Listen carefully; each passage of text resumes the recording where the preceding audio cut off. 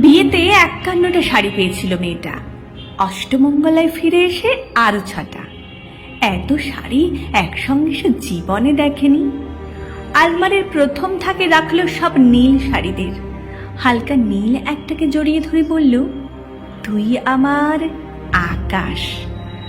দ্বিতীয় থাকে রাখলো সব গোলাপিদের। একটা গোলাপিকে জড়িয়ে বলল, তুই আমার অভিমান। তৃতীয় থাকে 3টে ময়ূর, যেন 3 দিক থেকে ছুটে আসা সুখ।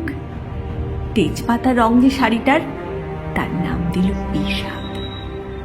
সারা বছর সে শুধু শাড়ি উপহার পেল। এত শাড়ি সে কি করে এক জীবনে পরবে? কিন্তু বছর যেতে না যেতেই ঘটে গেল সেই ঘটনাটা।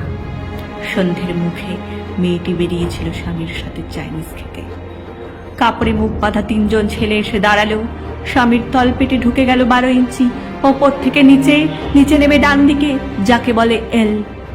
পড়ে রইল খাবার। চিলি ফিস থেকে তখন ধোঁয়া উঠছে। এর নাম রাজনীতি, বলেছিল পাড়ার লোকেরা।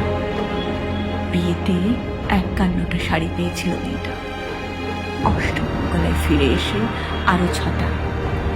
একদিন দুপুরে শাশুড়ি ঘুমিয়ে সমস্ত শাড়ি বের করে 6তলার বারান্দা থেকে উড়িয়ে দিল নিচের পৃথিবীতে।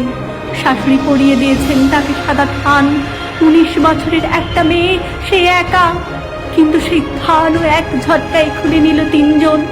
পাড়ার মোড়ে একটি সদ্য নগ্ন বিধবা মেয়ে দৌড়াচ্ছে আর চিৎকার করছে, বাঁচাও বাঁচাও বাঁচাও। পেছনে 3জন। সে কি উল্লাস! নির্বাক পাড়ার লোকেরা।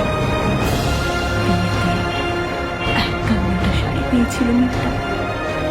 অষ্টমঙ্গলায় ফিরে এসে আরো 6টা।